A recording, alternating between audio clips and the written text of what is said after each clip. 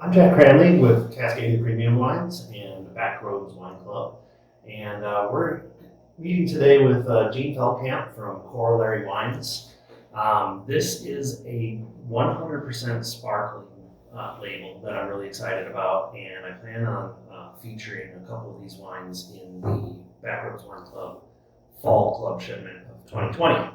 So I just wanted to sit down for a minute with Jeanne and ask her a few questions about the label and get some insight on what's going on there. So, Jeanne, tell me about Corollary Wines, when you started it, what the vision was for it, and where you see it going in the future. Yeah, sure. So Corollary is something that my husband Dan and I have been doing for, this is our fourth vintage in Oregon. So 2017 was our first year, and these are all 2017 vintage wines.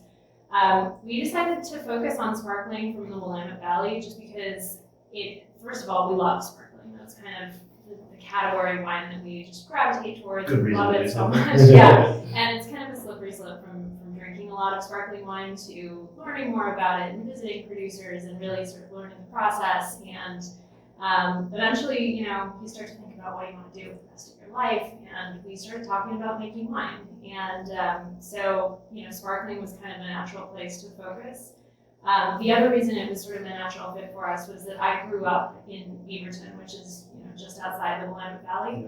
Yeah. And so I was kind of familiar with the area, and, we've been up here to visit wineries, and we started to realize that the grapes, the classic sparkling grapes, the Pinot Noir and the Chardonnay and Pinot Blanc, those are grapes that grow really well in the Willamette Valley. It's just the perfect climate, the perfect sort of atmosphere, and we found a really welcoming community of growers and winemakers up here, and so all the pieces just kind of came together. In 2017, we made the leap. Awesome. What does the name Corollary mean?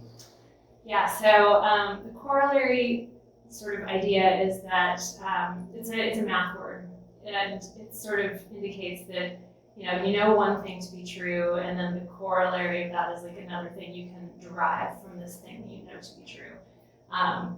And so the thought was, if we have great soils and the right clones and great farming, then the corollary of that is going to be beautiful wine. All right, cool. Now, as I understand, all your wines are what we call method champenois. Without getting too geeky, you don't have to get way into it, but maybe just a quick explanation, the difference between, just a bubbly wine and a method champenois. Yeah, so there are a lot of different ways of making sparkling wine. You can force carbonate, which is not what we do. So a traditional method actually involves two fermentations. So the first one, we make wine sort of the standard way that everybody does. You get your juice, you put some yeast in it, it ferments, you have it in the barrel for a while.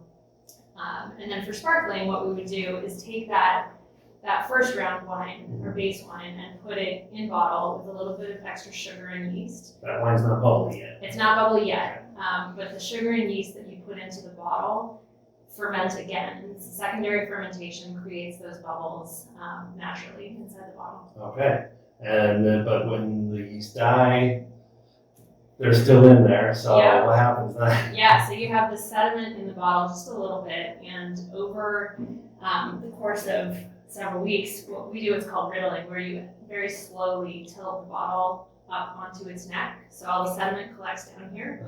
And then we dip the bottles into a solution that freezes the neck, and you disgorge the bottle by popping the cap off and tilting the bottle up at the same time. The pressure from the bubbles inside the bottle shoot the sediment out, and then you add your dosage, put in the cork and the cage, and the wine's ready to go. Okay, fun. When we look at a champagne label, and sometimes in domestic sparkling wines, you'll see the word brut. And I'm noticing like the Cuvée one is brut. Are these all brut level? Yes. And what does that mean? Yeah, so it has to do with the amount of the dosage level. So it's the little bit of sugar that you put in after disgorgement, just to kind of, it's just a tiny adjustment on the flavor of the wine, and it doesn't make it sweet, right? Especially at a brut level, because brut indicates a very low level of sugar addition. Okay, great. And so we've got 4 different selections here. Let's go through them one by one. I think the primary one that you're going to see if you're one of my club members, most of you are going to receive a bottle of the Cuvée one. But there's also a Blanc de Blanc and then a couple different rosés. So let's talk about them one at a time, starting with the Cuvée one. Yeah, so the Cuvée one is our blend. It's a brew blend from 5 different vineyards around the Willamette Valley. And actually in 2017, we have just a little bit of fruit from outside the Willamette Valley. That's not something that we're going to be doing after 2017. But still from within Oregon? It's still within Oregon. Okay. Yeah, exactly. So it's designed to be just a really delightful wine that you can drink on its own or with food. It's very balanced. And it's supposed to be kind of a cross-section of the Willamette Valley. It's really our snapshot of what is Oregon wine, Oregon sparkling wine, and sort of what is its potential. So we think that the blending is really interesting.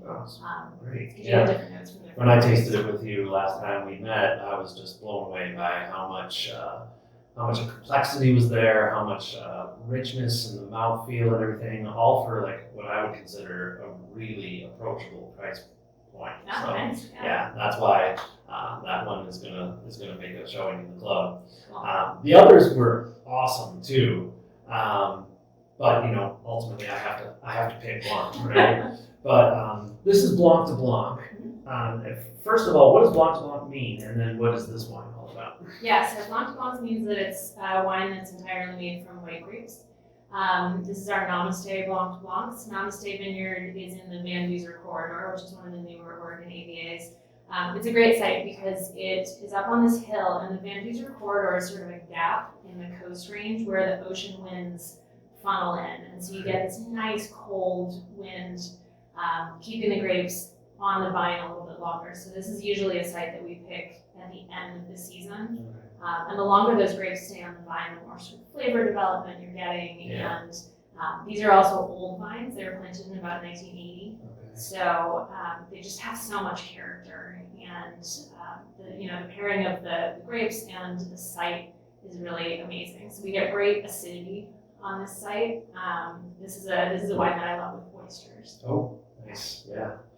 And then 2 different rosés made in 2 different styles. Mm-hmm. Yeah.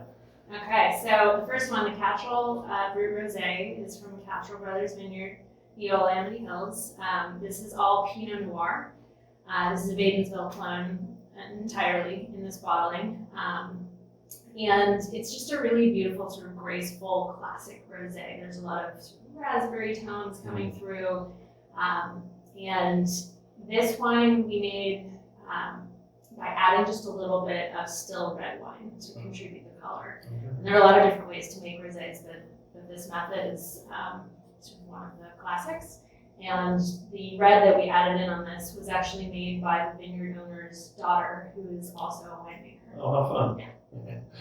And then finally? Okay, so the final wine is our Momtazi Carbonic Rosé. Okay. This is such a fun wine. It's such an unusual process, and as far as I know, we're the only ones making a sparkling carbonic rosé in Oregon. Cool. We have a very limited amount of this because it was a little bit of an experiment, but I think it paid off. So for carbonic fermentation, what we do is we pick the grapes directly into our fermentation bin, solid sides. We bring it to the winery. We don't take the grapes out of the bin. We wrap the top of the bin with the plastic wrap, which is the sort of the image that you see on that label. And sure enough. yeah, there it is. And then we pipe in some CO2 to blanket the grapes. Okay. And that keeps the oxygen out. So there's no, oxidation, spoiling during the fermentation, and we leave them for 8 days.